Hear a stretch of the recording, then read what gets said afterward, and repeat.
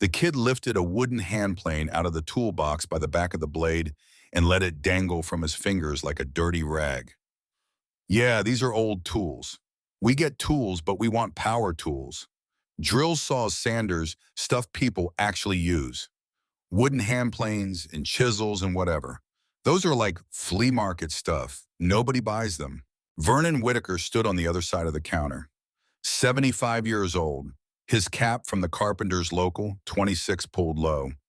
His work-thickened hands resting on the edge of his father's old wooden tool chest. He watched a 26-year-old in a store polo dangle a 190-year-old beechwood plane by the iron, the way you would hold a dead mouse by the tail. "Could you set that down, son?" Vernon said. "That belonged to my great-great-grandfather." "Oh, sorry." The kid set the plane down on the counter. The wooden body made a soft thud against the laminate. "Look, I am being honest with you. Whole chest, all the tools inside. I can do $60. The chest itself is maybe worth 30 as a piece of furniture if I find the right buyer. $60. Here's what that kid in the pawn shop did not know. Here's what nobody in that shop knew.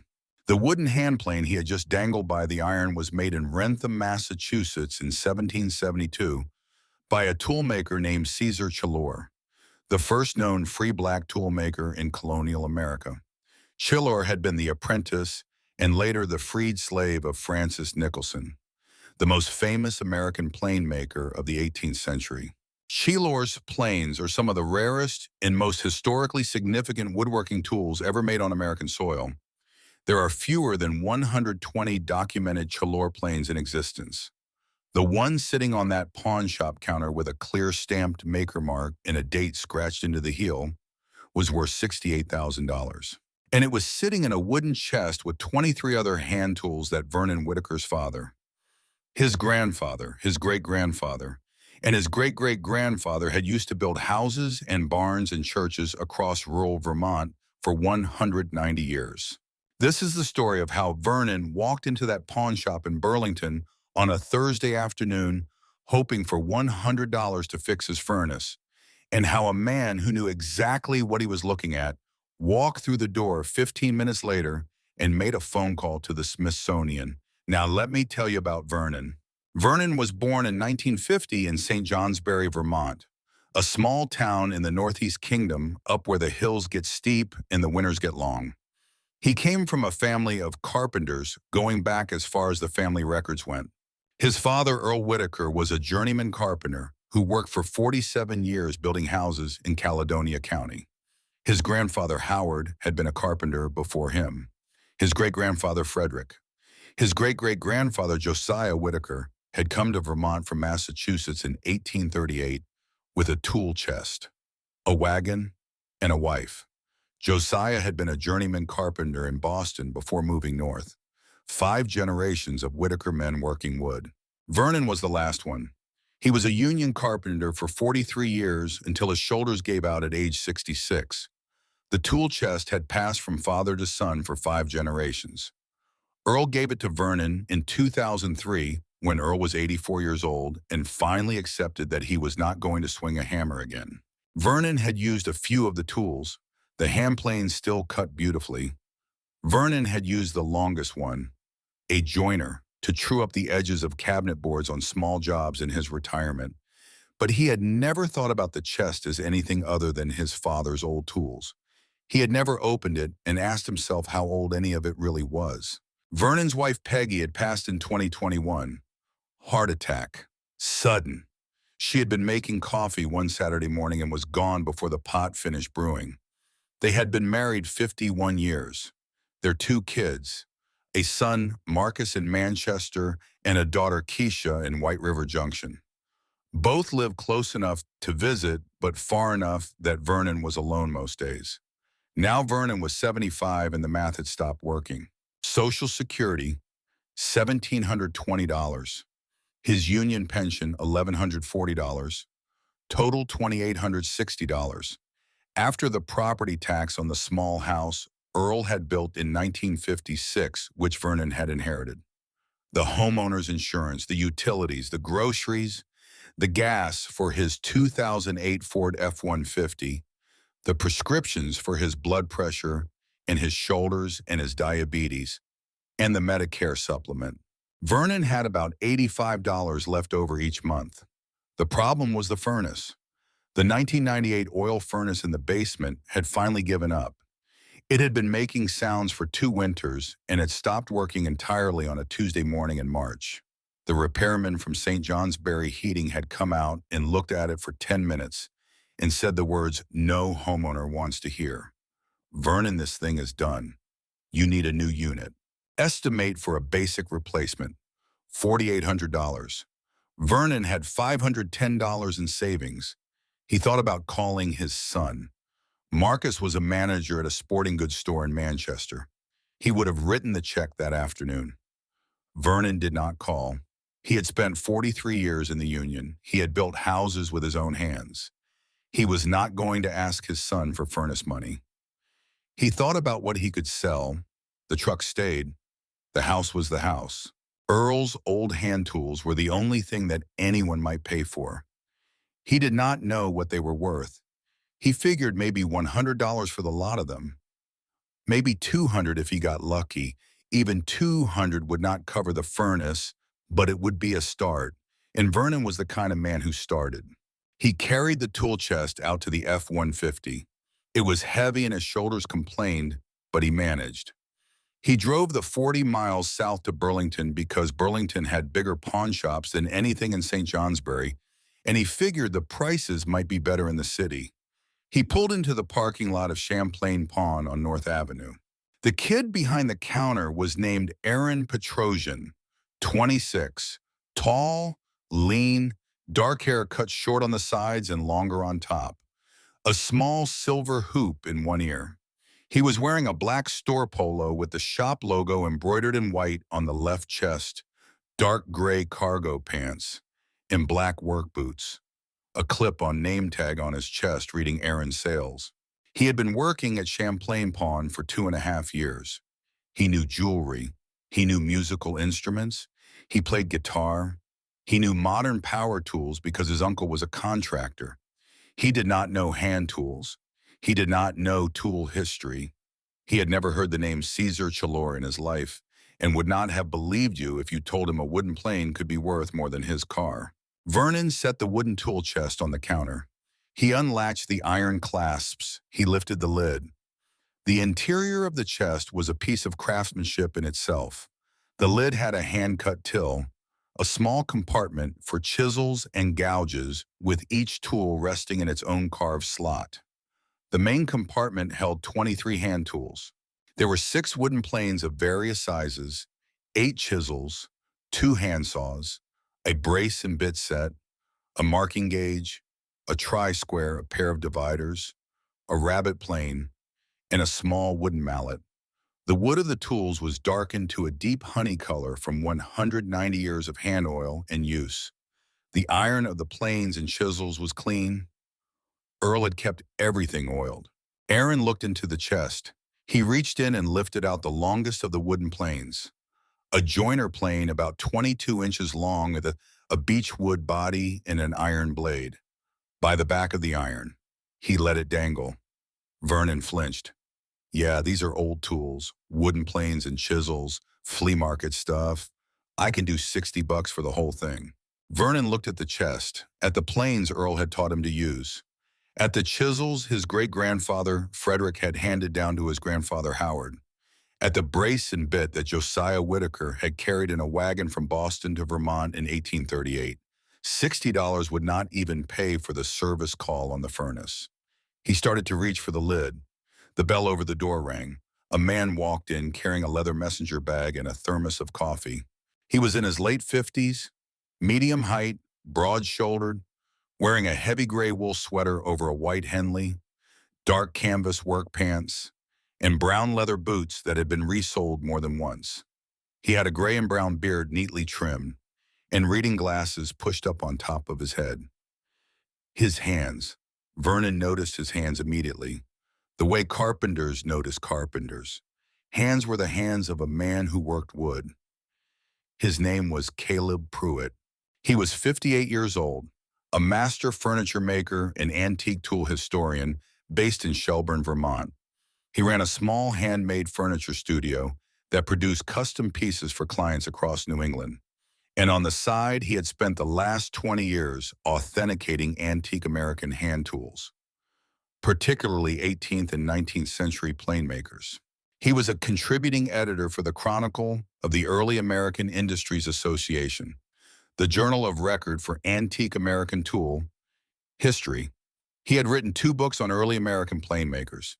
He was one of fewer than 10 people in the United States who could authenticate a Caesar Chalor plane on site. Champlain Pawn's owner, a woman named Diane Beaumont, had Caleb on call for any old tools or woodworking items that came through the shop. She had texted him the moment Vernon walked in. "Old tool chest. Looks like the real deal. Get over here." Caleb walked toward the counter. He saw the open chest. He saw the wooden planes laid out inside. He stopped walking. He did not say anything for a long moment. He just looked. Then he looked at Vernon. "Sir, I am Caleb Pruitt. I appraise antique tools for this shop. May I examine your chest?" "Yes, sir." Caleb set his messenger bag on the counter. He took out a pair of cotton gloves, a small LED flashlight, and a magnifying loop. He put the gloves on. He approached the chest the way Vernon had seen old carpenters approach a piece of cherry wood that was about to become a tabletop, with patient respect. He examined the chest itself first, the dovetailed corners, the hand-forged iron clasps, the till in the lid. He ran his gloved fingers along the inside of the lid and stopped at a small carved inscription burned into the wood. "Josiah Whitaker, Boston, 1838. He read it aloud. He looked at Vernon. "Your family, great-great-grandfather. He brought it from Boston when he came to Vermont." Caleb nodded slowly. Then he reached into the chest and lifted out the longest of the wooden planes. He held it carefully by the body, never by the iron. He turned it over and looked at the heel. He looked at the toe. He examined the throat. He brought the loop up to the heel. He went very still. He took the LED flashlight and held it at a grazing angle across the wood. He read the maker mark stamped into the heel of the plane. C. Chalor, living in Wrentham. He stood up straight. He set the plane down very gently on a soft cloth he had unfolded on the counter. Then he reached back into the chest and lifted out a smaller smoothing plane. He examined the heel. Same stamp. Then a jack plane. Same stamp. Then a rabbit plane. Different maker. A Francis Nicholson stamp. Caleb closed his eyes for a moment. He took a breath. He opened his eyes.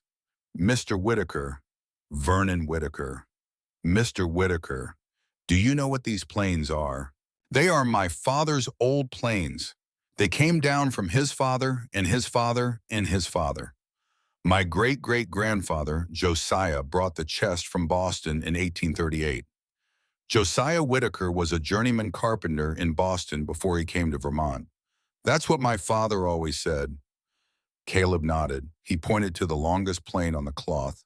This plane was made by a man named Caesar Chalor.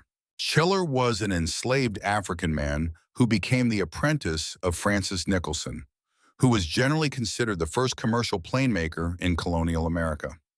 Nicholson freed Chalor in his will in 1753, and Chalor went on to operate his own plane-making shop in Wrentham, Massachusetts until his death in 1784. He is the first known free black toolmaker in American history. His planes are stamped with his maker mark. C. Chalor, living in Wrentham. He picked up the second plane. "Your great-great-grandfather Josiah, working as a journeyman carpenter in Boston in the early 1800s, would have inherited or purchased these planes from an older carpenter, someone who had bought them new from Chalor's shop in the 1770s or earlier.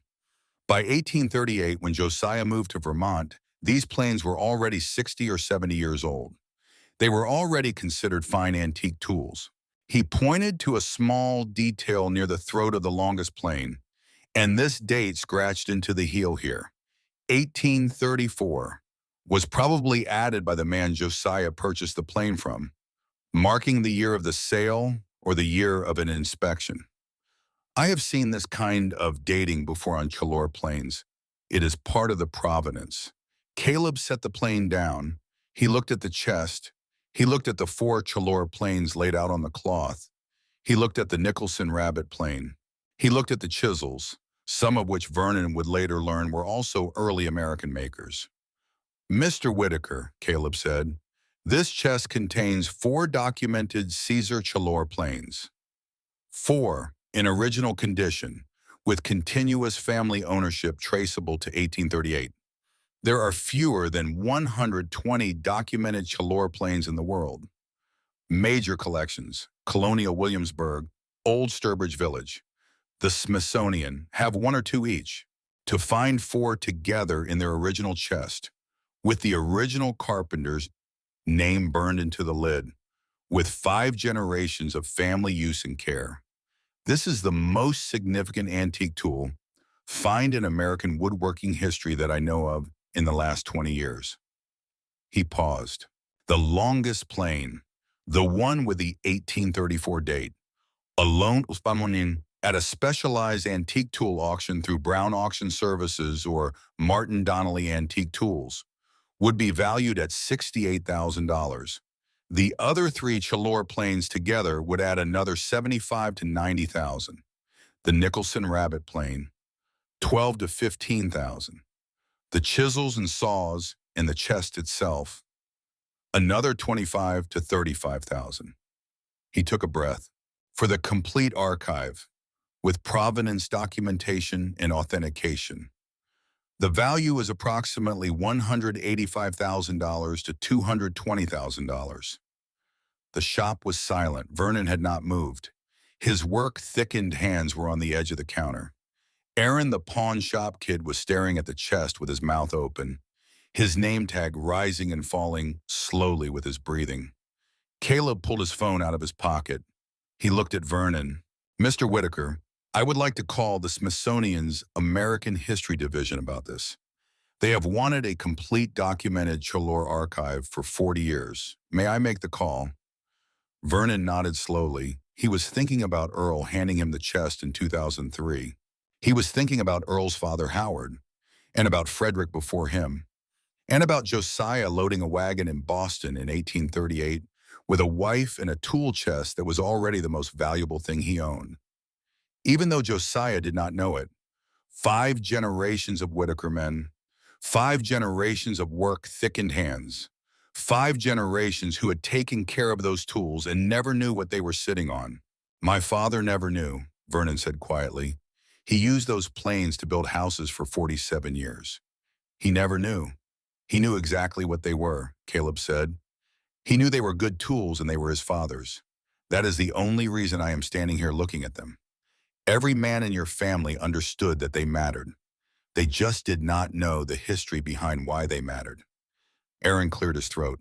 Sir, I did not know. I should not have lifted it that way. I should not have said $60.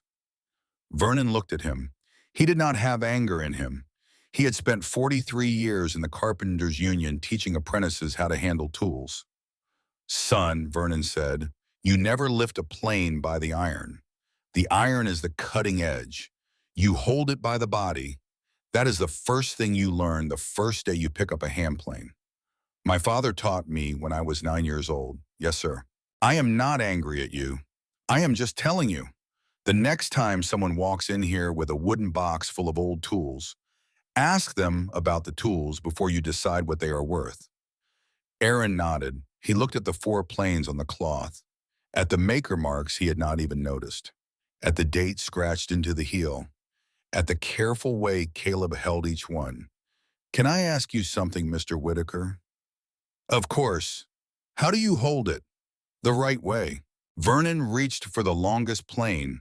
He picked it up with both hands, one hand supporting the toe, one hand supporting the heel, the body resting in his palms, like this. You support the weight. You never grab it by the iron. You never let it dangle. You treat it like what it is, a tool that someone made with their hands. A tool that someone used to build something, a tool that mattered to someone. He set it back down on the cloth. Aaron nodded. I will remember that. Good. Diane Beaumont, the owner, came out from the back office. She had been watching on the security camera. She had heard everything. She walked over to Vernon. Mr. Whitaker, I am so sorry. If Aaron had damaged any of those tools, I would never have forgiven myself. He did not damage them, Vernon said. He just did not know what they were. No one would have known, Diane said, except Caleb. She looked at Caleb.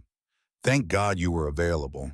Caleb was already on his phone, typing out an email, attaching photographs of the maker marks, the inscription, the dovetailed chest.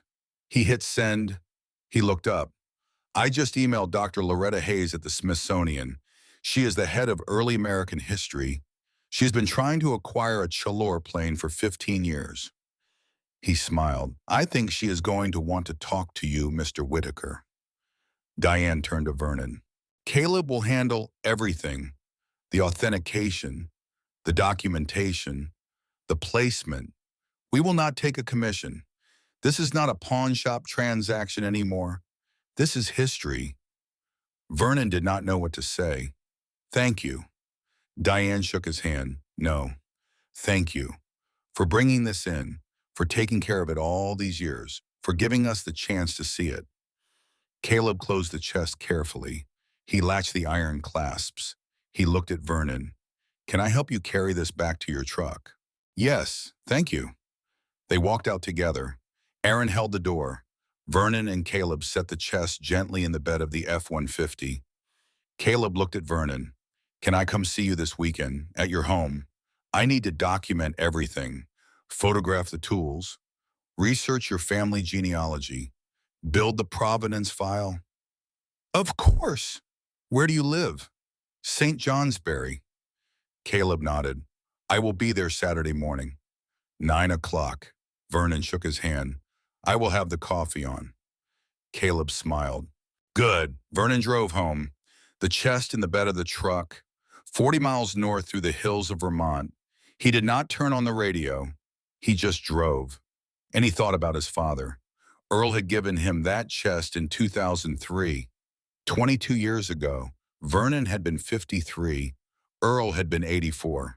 They had been standing in Earl's garage, the same garage where Earl had taught Vernon to sharpen a chisel when Vernon was 10, where Earl had taught him to read wood grain when he was 12, where Earl had taught him to cut a mortise and tenon joint when he was 15.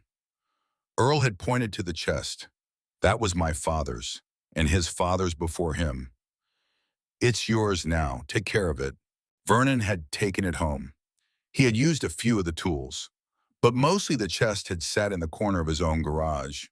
Closed, safe, waiting.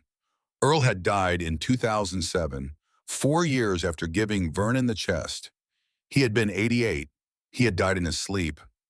Vernon had gone through Earl's things, the house, the tools, the photographs, and he had found a small notebook, Earl's handwriting, notes about times, measurements, sketches, and on the last page, a note.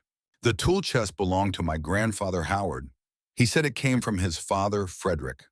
Frederick said it came from his father, Josiah. Josiah brought it from Boston in 1838.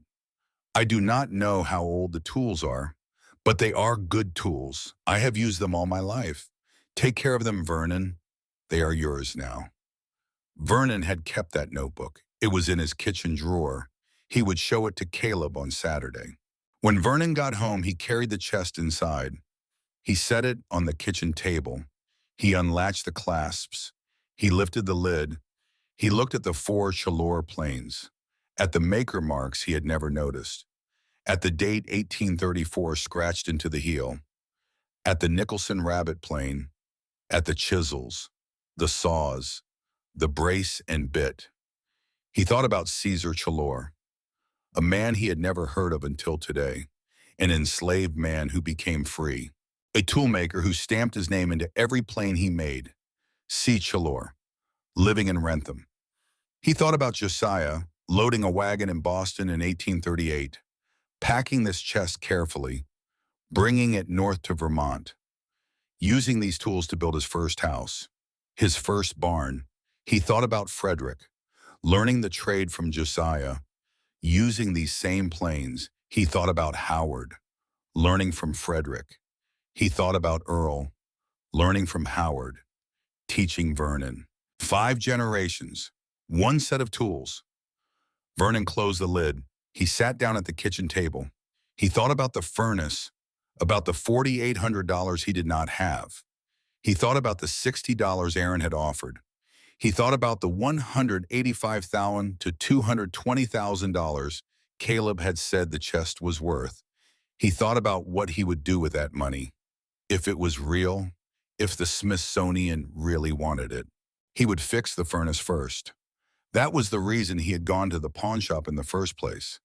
He would set up college funds for his grandchildren, Malik, Amani, Aaliyah, so they could go to school without the weight of debt that so many young people carried now. He would send money to Marcus and Keisha, not because they needed it, but because it would come from Josiah, from 5 generations of work, and they should have a piece of that. And he would keep some, enough to stop worrying, enough to sleep at night. Vernon got up. He made himself a sandwich. He ate it standing at the counter. Then he called Marcus. His son answered on the 3rd ring. "Hey, Dad." "Marcus, something happened today. Are you okay?" "I am fine, but I need to tell you something."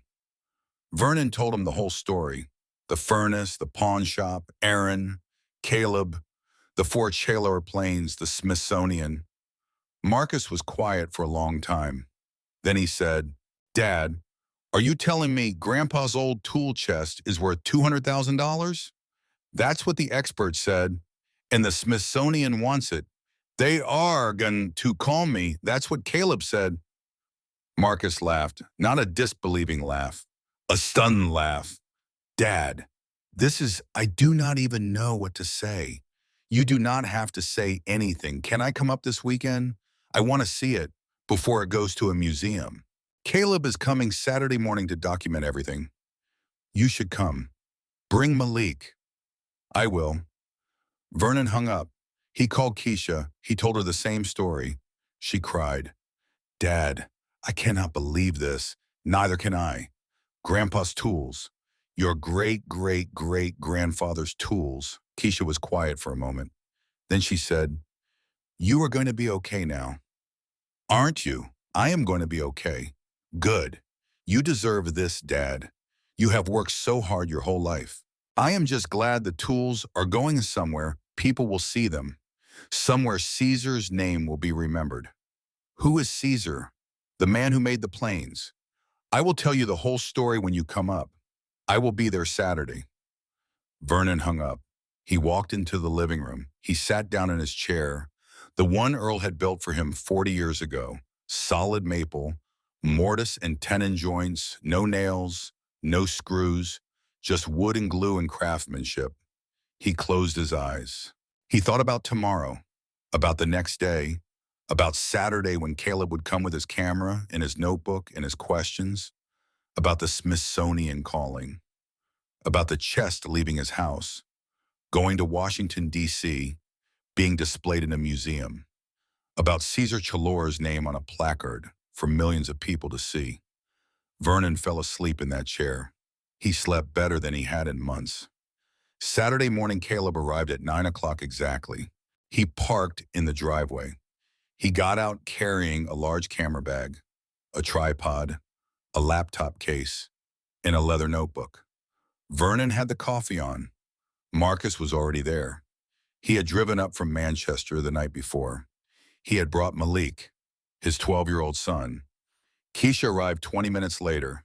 She brought her 2 daughters, Imani, who was 9, and Aaliyah, who was 7. They all stood around the kitchen table. The tool chest open, the 23 tools laid out on a white sheet Vernon had spread across the table. Caleb set up his camera. He photographed each tool individually. Front, back, heel, 2, throat, maker marks. He measured each one. He wrote down the measurements in his notebook. He photographed the chest, the dovetailed corners, the till, the tool slots, the inscription, Josiah Whitaker, Boston, 1838. He looked at Vernon. Do you have any family records? Birth certificates, marriage licenses, anything that traces your lineage back to Josiah? I have some things. Let me get them. Vernon went to his bedroom. He came back with a cardboard box. Inside were papers, documents, photographs, birth certificate for Earl Whitaker, 1919, birth certificate for Howard Whitaker, 1891, marriage license for Frederick Whitaker and Mary Johnson, 1883, census record from 1850, showing Josiah Whitaker, age 42, occupation carpenter, birthplace Massachusetts. Caleb went through everything. He photographed each document. He looked at Vernon. This is perfect. This gives us a clear line from Josiah to you. 5 generations, all documented. He opened his laptop. He started typing. He said, Josiah Whitaker was born in Massachusetts around 1808. He worked as a journeyman carpenter in Boston from approximately 1828 to 1838. In 1838, he moved to Vermont with his wife Ruth and their infant son Frederick. He settled in St. Johnsbury. He built a house. He worked as a carpenter in Caledonia County for the rest of his life. He died in 1876, age 68. Frederick Whitaker, born 1837, learned the carpentry trade from his father Josiah, married Mary Johnson in 1883, had 3 children. One of them was Howard. Howard Whitaker, born 1891, learned the trade from Frederick, worked as a carpenter in St. Johnsbury his entire life, had 2 children. One of them was Earl. Earl Whitaker, born 1919, learned the trade from Howard, worked as a union carpenter for 47 years, had 1 child, Vernon Whitaker, born 1950, learned the trade from Earl, worked as a union carpenter for 43 years, 5 generations, 1 trade, 1 set of tools. Caleb looked up from his laptop. This is exactly what the Smithsonian wants. Not just the tools, the story. Marcus was standing next to the table, looking at the 4 Chaleur planes. He said, I never knew any of this. I knew Grandpa Earl was a carpenter. I knew Dad was a carpenter, but I did not know it went back 5 generations. Vernon said, your great-great-great-grandfather Josiah built the first house your family ever owned. With these tools. Malik leaned over the table. He looked at the longest plane, the joiner. Can I touch it? Vernon looked at Caleb. Caleb nodded. Show him how. Vernon picked up the plane. He held it with both hands, supporting the toe and the heel. Like this. You never grab it by the iron. You hold it by the body. He handed it to Malik. Malik held it carefully, the way Vernon had shown him. It's heavy. It's solid beech wood, and it's almost 250 years old. Malik turned it over. He looked at the maker mark stamped into the heel. C. Chaleur. Living in Wrentham. Who was C. Chaleur? A man named Caesar Chaleur. He was the first free black toolmaker in America. He made this plane in the 1770s. Malik looked at his grandfather. This is really worth $68,000. That's what the expert says. Wow. Malik set the plane down carefully on the white sheet. Caleb finished his documentation by noon. He packed up his camera, his tripod, his laptop. He shook Vernon's hand. I will send all of this to Dr. Hayes at the Smithsonian today. She will call you early next week. Thank you, Caleb. No, thank you for preserving this, for bringing it in, for letting me be part of this. Caleb left. Vernon made lunch for everyone. Sandwiches, chips, iced tea. They sat around the kitchen table. The tool chest closed now. Sitting in the center of the table, Marcus said, Dad, what are you going to do with the money if the Smithsonian buys it? Vernon had been thinking about this for 3 days. First, fix the furnace. That's why I went to the pawn shop in the first place. Second, set up college funds for the three of you. He looked at Malik, Imani, Aaliyah, 20,000 each. So you can go to college without debt, Malik said. Really, really, thank you, Grandpa. Vernon looked at Marcus and Keisha. Third, I am going to send each of you 15,000. It's not from me, it's from Josiah, from 5 generations of work. You should have a piece of that. Dad, Marcus said, you do not have to do that. I know, but I am going to. Keisha wiped her eyes. Thank you, Dad. Vernon nodded. And the rest, I am going to keep, so I can stop worrying about money, so I can sleep at night, Marcus said. You deserve that. Vernon looked at the chest. I keep thinking about all of them. Josiah, Frederick, Howard, Earl. They all used these tools. They all took care of them. They all passed them down. And none of them knew what they were sitting on, Keisha said, but they knew the tools mattered. That's why they took care of them. Exactly. Monday afternoon, Vernon's phone rang. Unknown number. He answered. This is Vernon. Mr. Whitaker, this is Dr. Loretta Hayes. I am the head of early American history at the Smithsonian National Museum of American History. Yes, ma'am, I received the documentation from Caleb Pruitt this weekend. The photographs, the genealogy, the provenance file. Mr. Whitaker, I have been trying to acquire a documented Caesar Chalor plane for 15 years. To have the opportunity to acquire 4 in their original chest with continuous 5-generation family ownership. This is extraordinary. Vernon did not know what to say. Thank you. I would like to fly to Vermont this week to see the collection in person, to meet you, to discuss acquisition. Of course. Would Thursday work? Yes, Mom. I will fly into Burlington Wednesday evening. I will drive to St. Johnsbury Thursday morning. Would 9 o'clock be acceptable? Yes, Mom. Thank you, Mr. Whitaker. I will see you Thursday. She hung up. Vernon sat down. It was real. The Smithsonian was coming. Thursday morning, Dr. Loretta Hayes arrived at 9 o'clock.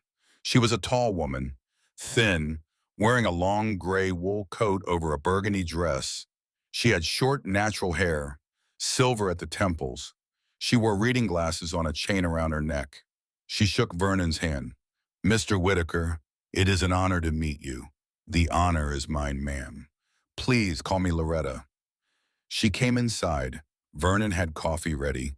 They sat at the kitchen table, the tool chest in front of them. Vernon opened the lid. Loretta put on a pair of white cotton gloves. She lifted out the longest plane, the joiner. She examined it the way Caleb had, carefully, respectfully. She looked at the maker mark, C. Chalor, living in Wrentham. She looked at the date scratched into the heel, 1834. She set it down on the white sheet. She examined the other 3 Chalor planes, the Nicholson Rabbit plane, the chisels, the saws. She did not speak for 20 minutes. Then she closed the chest. She looked at Vernon. Mr. Whitaker, do you understand what you have here? I am starting to. This is not just about the monetary value. This is about American history. Caesar Chalor is one of the most important figures in early American craft history that almost nobody knows about. He was a black man, enslaved, who learned a trade at the highest level, who was freed, who built a business, who stamped his name and his freedom into every piece of work he did. There are fewer than 120 documented Chalor planes in the world. Most of them are in museums. Colonial Williamsburg has 2. Old Sturbridge Village has 1. We have one at the Smithsonian. To find 4, together, in one family, with this level of provenance. She paused. This fills a gap in our national story, a gap that has been there for 250 years. Vernon listened. He thought about Earl, about the way Earl had handed him the chest in 2003 and said, "These were my father's, and his father's before him. Take care of them." Earl had taken care of them, and now they were going to the Smithsonian. Loretta said, I would like to make an offer. The Smithsonian would like to acquire the complete archive, the chest, all 23 tools, for permanent display in our early American craftsmanship gallery. We are prepared to offer $215,000. Vernon had known this was coming, but hearing the number out loud, in his kitchen, from the head of early American history at the Smithsonian, it still did not feel real. That is very generous, Loretta said. This is not generosity, Mr. Whitaker. This is fair market value, possibly even conservative. At a specialized antique tool auction, the four Chalor planes alone could bring 250,000 or more. But we are not an auction house. We are a museum. And our mission is to preserve and display American history for the public. If you sell to us, these tools will be seen by millions of people. Caesar Chalor's name will be known. Your family's story will be told. Vernon nodded. That is what I want. Loretta smiled. Then we have a deal. She pulled a folder out of her briefcase. Inside were contracts, acquisition agreements, provenance forms. Vernon read through them. Loretta explained each section. The Smithsonian would take ownership of the chest and all 23 tools. They would be permanently displayed in the early American craftsmanship gallery. The display would include the full story: Caesar Chalor, Francis Nicholson, Josiah Whitaker, 5 generations of the Whitaker family. Vernon would receive $215,000, minus a small fee for Caleb Pruitt's authentication and documentation work. Vernon signed.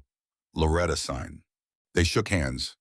Loretta said, "We will arrange for a secure transport company to pick up the chest next week. The gallery opening is scheduled for October. 6 months from now, you and your family are invited. We will cover your travel and accommodations." "Thank you." Loretta stood. She looked at the chest one more time. She said, "Mr. Whitaker, your family preserved something that most of the world forgot. You did not know you were doing it, but you did it. That matters." Vernon walked her to the door. After she left, he sat down at the kitchen table. He looked at the chest. In 1 week, it would be gone. After 190 years in the Whitaker family, 5 generations, it would go to Washington, D.C. It would be displayed in a museum. Caesar Chalor's name would be known. Vernon thought that was right. The check arrived 2 weeks later, $215,000, minus Caleb's fee of $13,000. Vernon deposited $202,000. The next day, he called St. Johnsbury Heating. They installed a new high-efficiency furnace, $5,400. Vernon paid in full. For the first time in 3 years, his house was warm.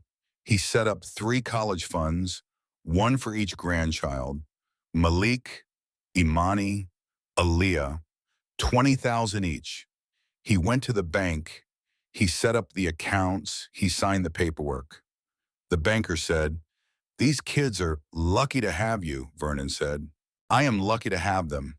He wrote 2 checks, one to Marcus, $15,000, one to Keisha, $15,000. He put them in envelopes. He wrote notes. "This money comes from your great-great-great-grandfather, Josiah Whitaker.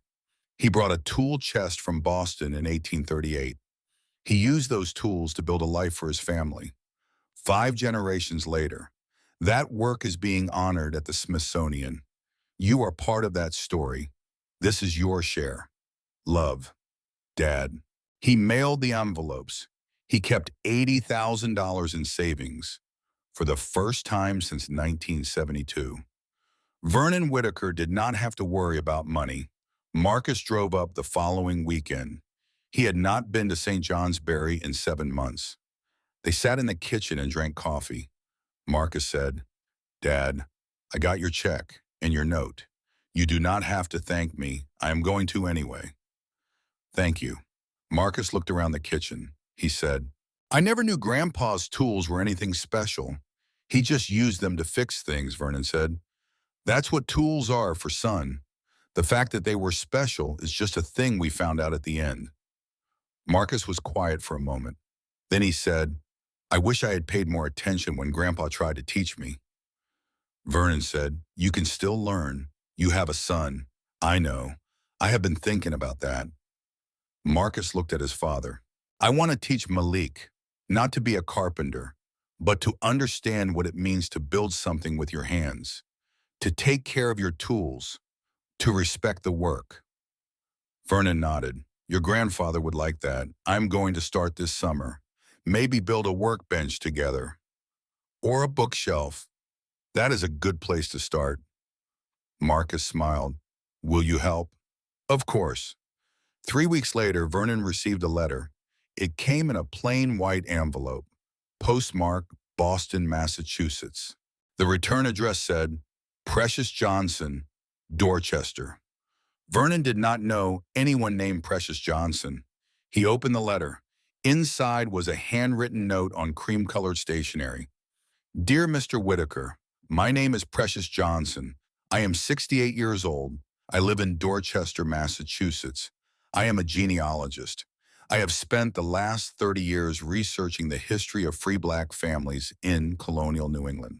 Last month, I read an article in the Boston Globe about the Whitaker tool chest in the 4 Caesar Chalor planes that were donated to the Smithsonian. I believe I am a descendant of Caesar Chalor. I have been researching Caesar for almost 15 years. The records are fragmentary, but I have found enough to trace a line. Caesar Chalor had at least one son, named Francis, after Francis Nicholson, his teacher in The Man Who Freed Him.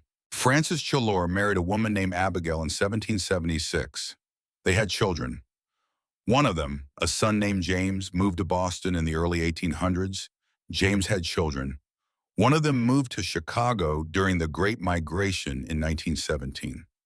That line leads to me. I am the 7th generation descended from Caesar Chalor, and I wanted to thank you. You preserved my great-great-great-great-great-grandfather's legacy. Most of the world forgot him, but your family did not.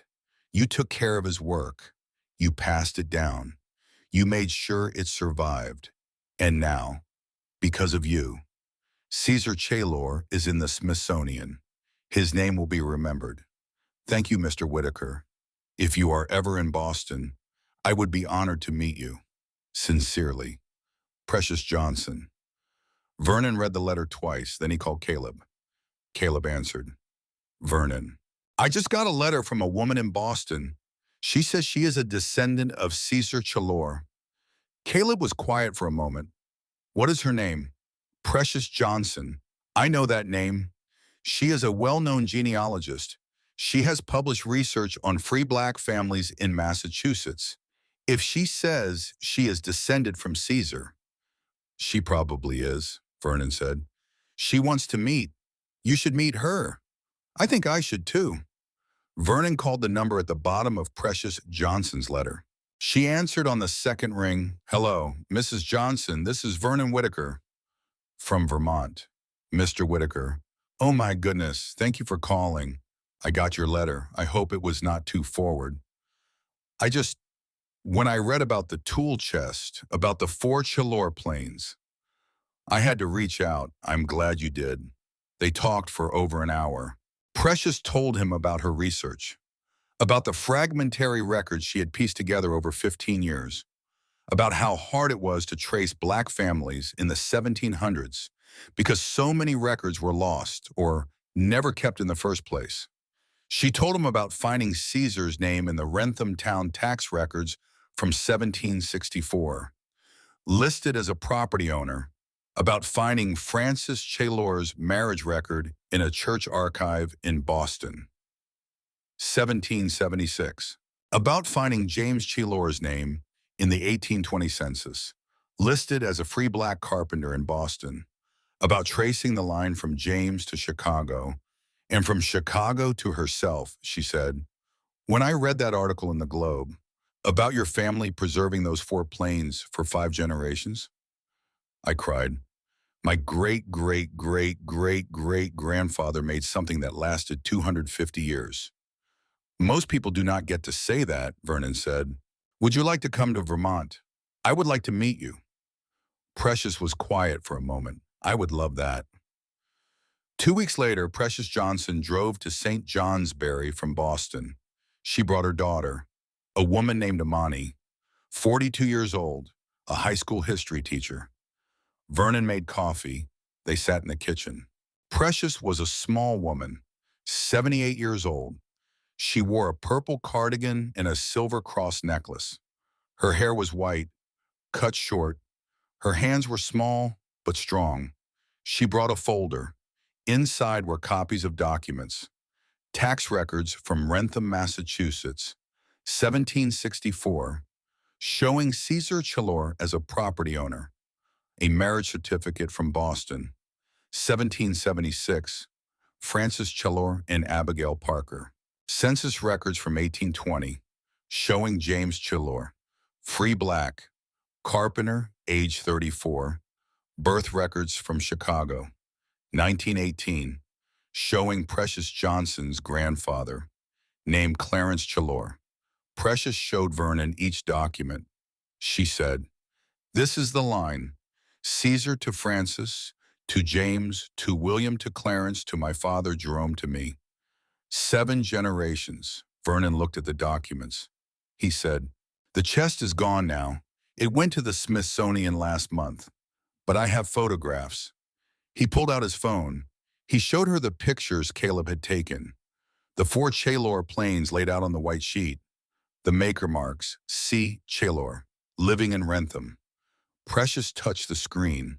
She said, "My great-great-great-great-great-grandfather made those." Yes. She started to cry. Amani put her arm around her mother. Vernon said, "Would you like to come with us to Washington? The gallery opening is in October. The Smithsonian is covering my travel. I am sure they would include you." Precious looked up. "Really? Really? You are family. Not my family, but Caesar's family. You should be there." Precious nodded. "I would be honored." Vernon called Loretta Hayes that evening. He told her about Precious Johnson, about the genealogy research, about the 7-generation line from Caesar Chalor. Loretta said, "This is wonderful. We would love to include her in the opening. I will add her name to the guest list. We will cover her travel and accommodations." "Thank you, Mr. Whitaker. This is exactly what we hope for. Not just the tools, the story, the people, the connections." Vernon hung up. He sat in his chair, the one Earl had built. He thought about Caesar Chalor, standing in a shop in Wrentham, Massachusetts in 1772, planning a piece of beach, stamping his maker mark into the heel. C. Chalor, living in Wrentham.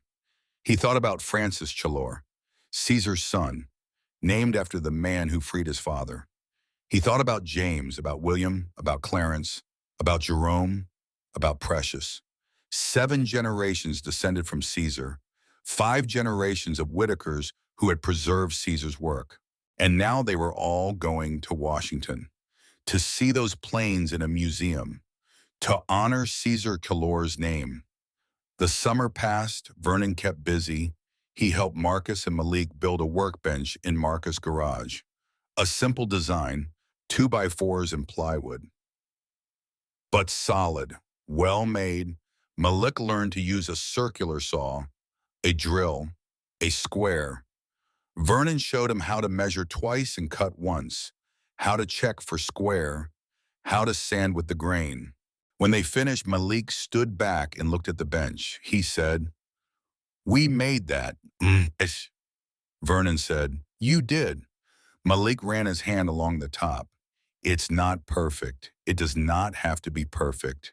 It just has to be yours." September came. Vernon received a package from the Smithsonian. Inside was an invitation.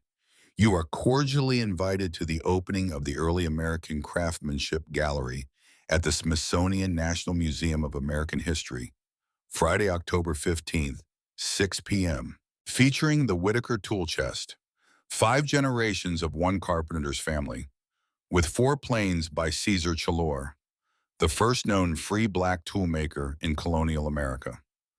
Vernon called Marcus, Keisha, Precious. They were all coming.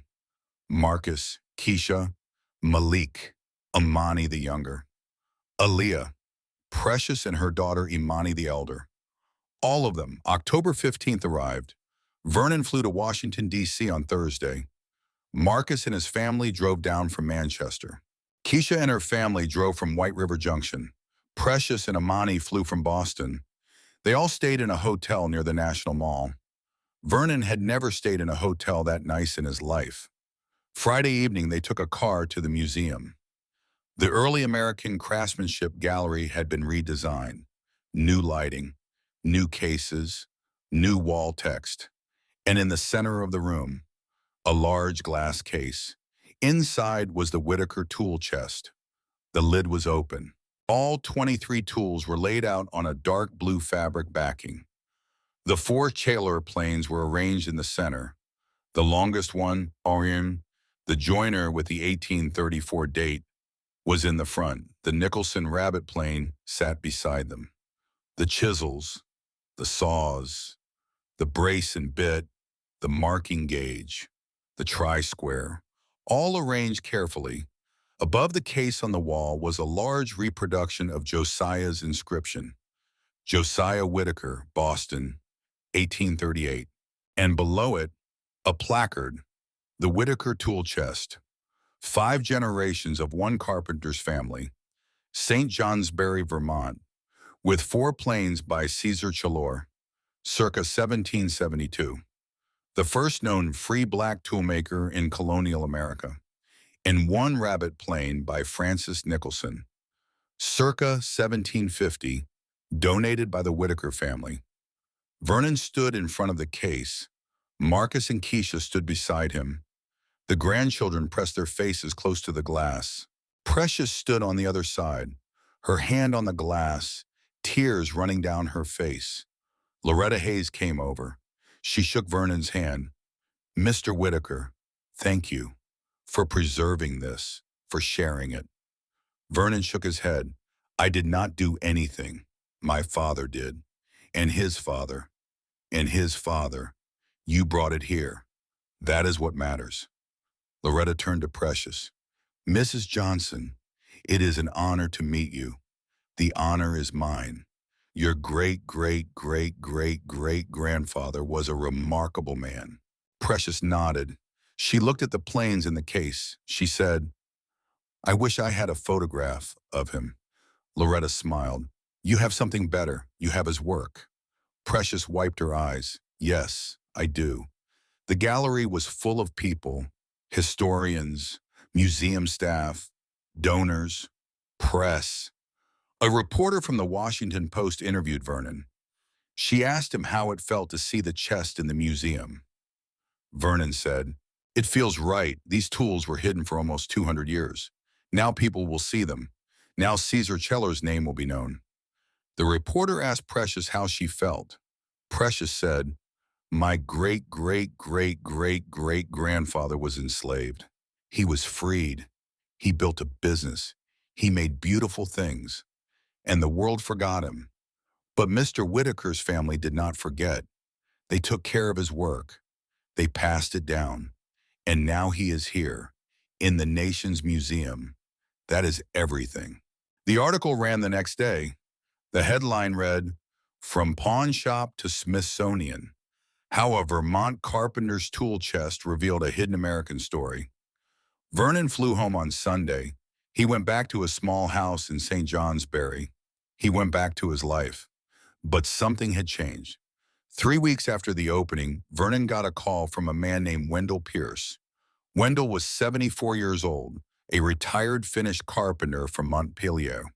He had read about the Whitaker tool chest in the Burlington Free Press. He said, "Mr. Whitaker, I worked with your father Earl in 1973. We built a house together in Plainfield." Vernon said, "I remember my father talking about that job. Earl was the best Finnish carpenter I ever worked with. He let me use one of his hand planes once, a long one, a jointer. He told me it had been his father's.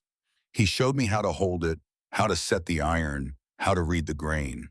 I did not know it was worth $68,000, but I knew it was valuable because Earl treated it like it was. Vernon smiled. That sounds like my father, Wendell said. There is a group of us, old carpenters. We meet at Louse Diner in St. Johnsbury every Saturday morning. You should come, Vernon said.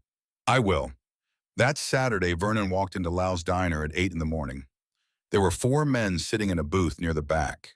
Wendell Pierce, 74, retired Finnish carpenter. Tyrone Jackson, 78, retired framer. Calvin Porter, 76, retired cabinet maker.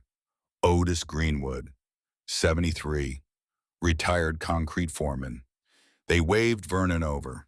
He sat down. They ordered coffee, eggs, toast, bacon. They talked about the old jobs, the old crews, the old ways of doing things, Tyrone said. So you are the guy with the $68,000 hand plane, Vernon said. Was. I gave it to the Smithsonian, Calvin said. I read about that. Four planes, made by a black man in the 1700s. That's right. Caesar Chalor, Otis said. And you took them to a pawn shop. Vernon nodded. Kid offered me $60. All four men started laughing. Wendell said, $60 for Caesar Chalor. Tyrone said. That kid did not know, Vernon said. No, he did not, Calvin said. They never do. Vernon sipped his coffee. He looked around the table. At these men, all of them in their 70s, all of them with hands like his, scarred, thickened, strong. All of them builders, Wendell said. Your father would have been proud, Vernon said. I hope so, Otis said. He is. They sat in that diner for 3 hours, talking, laughing, remembering. And when Vernon finally stood to leave, Wendell shook his hand. He said, come back next Saturday, Vernon said. I will. He did. He went every Saturday after that. It became his routine. Louse Diner, 8 in the morning. Coffee with four old carpenters who understood what it meant to build something with your hands and to take care of the tools that let you do it. One Saturday in December, Vernon brought something with him. A photograph, the one Caleb had taken. The four Chalor planes laid out on the soft cloth. He set it on the table. Tyrone picked it up. He looked at it for a long time. He said, beautiful, Calvin said. You ever regret giving them up, Vernon said. No, they are where they belong, Wendell said. And where is that? Where people can see them, where people can learn the story, where Caesar Chalor's name will be remembered. Otis nodded. He said, most men do not get that, Vernon said. No, most men do not. They sat in silence for a moment. Then Tyrone said, you know what the best part of this whole story is? What's that? That kid in the pawn shop, Aaron. He learned something. Vernon smiled. He did, Calvin said. What did he learn?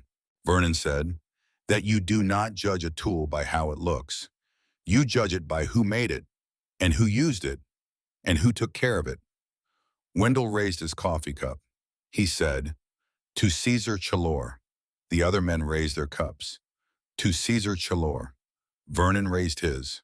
To my father. They drank. Outside the diner, the snow started to fall, soft and quiet, covering the hills of Vermont, the same hills where Josiah Whittaker had built his first house in 1838, the same hills where Frederick had raised Howard, where Howard had raised Earl, where Earl had raised Vernon. 5 generations, one family, one set of tools, passed down, taken care of, preserved. Until the day a man who knew what he was looking at walked into a pawn shop and saw a stamp burned into the heel of a beechwood plane. C. Chalor, living in Wrentham, and the world remembered. Vernon Whittaker is 76 now. He still lives in the small house Earl built in 1956. He still drives the 2008 F-150. He still has coffee every Saturday morning at Louse Diner with Wendell and Tyrone and Calvin and Otis, and once a year in October. He flies to Washington, D.C. Marcus and Keisha go with him. Precious Johnson goes with him. They stand in front of the glass case at the Smithsonian. They look at the four planes Josiah brought from Boston in 1838. They look at the maker marks. C. Chalor, living in Rentham. They think about Caesar Chalor, stamping his freedom into every piece of work he did. They think about 5 generations of Whitaker men who took care of what they were given. They think about how a kid in a pawn shop dangled a plane by the iron and said 60 bucks, and how 15 minutes later everything changed. Because some things have hidden worth.